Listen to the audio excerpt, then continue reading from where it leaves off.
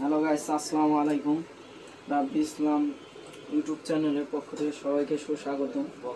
তো আপনারা দেখতে পাচ্ছেন যে আমার সামনে একটা এলজি ফ্রিজের কম্প্রেসার। তো আমরা এই মুহূর্তে এলজি ফ্রিজের কম্প্রেসার রানিং করব। তো আমরা মূলত আগে ঝালাইয়ের কাজ করে নিয়েছি, আমরা এটাকে ভ্যাকুম পাম্প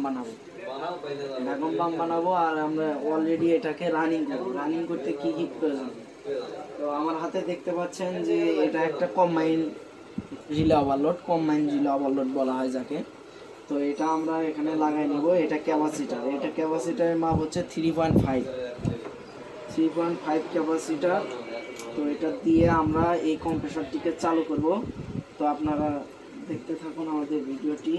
প্রথমত পাওয়ার লাইন, এটা একটা সিরিজ কেবল, এসি কেবল আমরা মূলত প্রথমে পাওয়ার লাইন ব্যবহার করব উপরে। আর নিউট্রাল লাইন, এখানে কম্বাইন আইসিতে নিউট্রাল লাইন মানে এন লেখা আছে, ওটাকে সংক্ষেপে নিউট্রাল উল্লেখ করা হয়েছে। তো আমরা এখন নিউট্রাল লাইন নিয়ে নিলাম। এম্পিয়ার মিটার আমার হাতে দেখতে পাচ্ছেন, একটা এম্পিয়ার মিটার। তো আমরা মূলত এম্পিয়ার মিটারটি চালু করব। আমরা এখন এম্পিয়ার সহ মাপ দিব। আমরা এই মুহূর্তে কম্প্রেসারটি চালু করতে যাচ্ছি। চালু করার আগে এলজি কম্প্রেসার 160 ওয়াট, এটা আপনার হচ্ছে মেড ইন কোরিয়া একটি কম্প্রেসার এলজি। আমরা এখন মূলত এই কম্প্রেসারটিকে চালু করব। তো আমার এখানে এসি লাইন দেখুন অলরেডি চালু হয়ে গেছে। আমাদের এম্পিয়ার দেখুন আস্তে আস্তে এম্পিয়ার কিন্তু কমতে শুরু করেছে। দেখুন কম্প্রেসারটি চালু হয়ে গেছে। কম্প্রেসার সুন্দর টানতেছে। দেখেন চালু হয়েছে, শব্দ শুনতেই পাচ্ছেন আপনারা।